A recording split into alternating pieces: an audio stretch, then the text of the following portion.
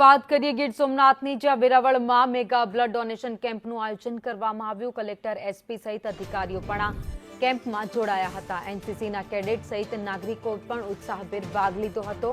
150 unit blood આ કેમ્પમાં એકઠું કરવામાં આવ્યું હતું। તો ગીર સોમનાથ વેરાવળમાં જિલ્લા વહીવટીતંત્ર દ્વારા બ્લડ ડોનેશન કેમ્પનું આયોજન કરાયું હતું।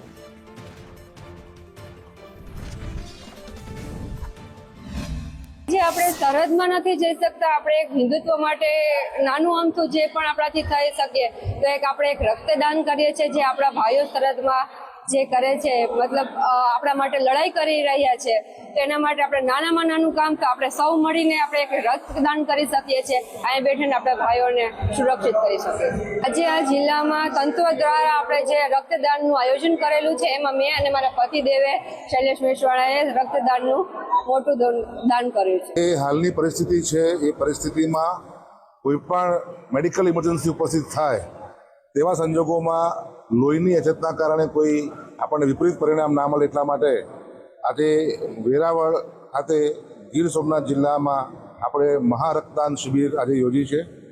ઇન્ડિયન રેડક્રોસના સહયોગથી અને શહેરના જિલ્લાના તમામ અગ્રણીઓ, તમામ સામાજિક સંસ્થાઓ, તમામ NGOsની સહયોગથી આજે આપણે આ એક અહીંયા રક્તદાન શિબિર આજે સવારે આપણે અહીં ચાલુ કરી છે અને તમામ લોકો આમાં ઉત્સાહભેર ભાગ લઈ રહ્યા છે।